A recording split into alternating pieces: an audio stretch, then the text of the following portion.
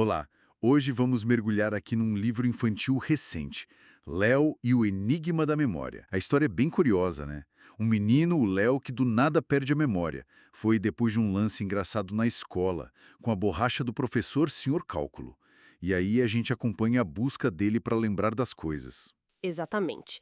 E olha, acho importante dizer que esta nossa conversa é pensada especialmente para pais, mães, cuidadores, com crianças ali entre os 5 e os 10 anos, sabe? Que buscam uma boa leitura para fazer junto. Porque este livro, ele tem mais camadas do que parece à primeira vista. Isso mesmo. A ideia é explorar o que torna essa obra rica, interessante, ir além da história principal e entender o valor dela tanto para a criança quanto para o adulto que lê junto. Então pronto, vamos lá desempacotar isto. Para começar, o que chama logo a atenção é o valor literário, a ambição do livro. Tem uma dedicatória do autor que já dá o tom, né? Ele dedica a todas as famílias que, na busca por enriquecer a mente de seus filhos com boa literatura, descobriram uma fonte de nutrição intelectual compartilhada. Isso já lança uma ideia importante. Um bom livro para criança tem que ser bom para o adulto também, certo? Sem dúvida alguma.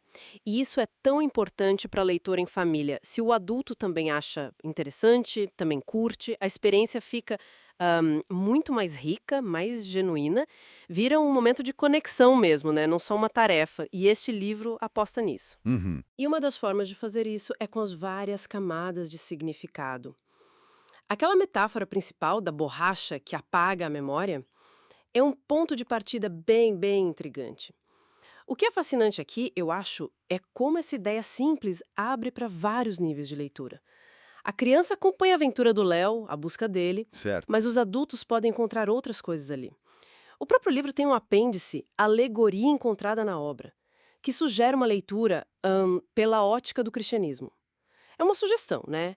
Uma alegoria onde a perda de memória seria tipo uma confusão espiritual, a Senhora Claridade uma guia, os livros seriam as escrituras. Interessante. Mas é só uma possibilidade, então.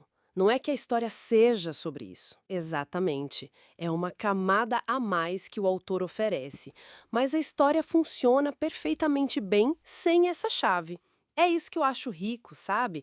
Permite que pessoas diferentes, com idades e backgrounds diferentes, se conectem com a história de jeitos diferentes. A criança foca na aventura, o adulto pode pensar nas metáforas. Faz sentido. E falando na jornada do Léo, ele não está só recuperando informações, tipo nomes e datas. Ele está crescendo, aprendendo a raciocinar. As personagens que ele encontra são quase arquétipos, né? A mãe, Dona Sabedoria, o pai, Senhor Questão, a bibliotecária, Senhora Claridade, tem os tios História e Ciência, os vizinhos Senhor Antigo e Dona Tradição. Coisas e usar esse saber com juízo, né. Uhum. É uma formação mesmo do senso crítico. E ele descobre o valor da leitura com livros dentro do livro, como O Farol e Jornada das Virtudes. E essa base em virtudes é bem clara, né? Parece ser algo central na proposta. Totalmente intencional e bem amarrada. O livro traz no final uma seção chamada Apoio para a Discussão. Olha, isso é uma ferramenta ótima para os pais. Traz perguntas, temas para conversar em casa, como lidar com desafios, a importância da comunidade, dos mentores, a diferença entre conhecimento e sabedoria, respeito, amizade, curiosidade. Fica claro que o autor que se inspirou nas leituras com os filhos, quis criar algo para refletir sobre virtudes e, ao mesmo tempo, estimular a imaginação. Transformar a leitura num papo sobre valores. E aqui tem um ponto que eu achei bem interessante: o cuidado na produção do livro. A gente às vezes nem nota, mas a lista de gente envolvida é grande. Coordenação editorial, assistência, revisão de texto, ilustração do Marcelo Cardinal, revisão crítica. Pois é!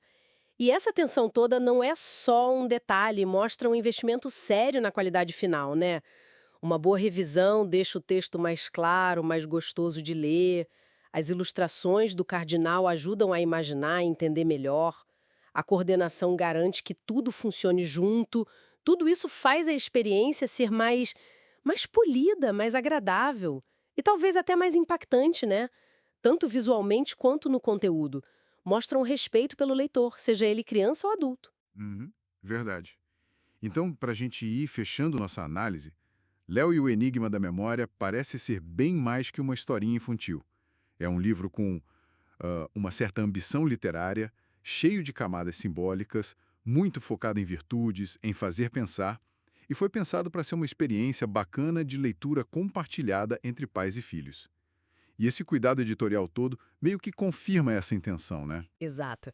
E para deixar assim uma última ideia no ar, pensando na dona Tradição, que fala das sementes de conhecimento, além dessas virtudes e lições mais diretas que o Léo aprende, que outras sementes, talvez mais escondidas, a leitura em família de histórias como essa pode plantar?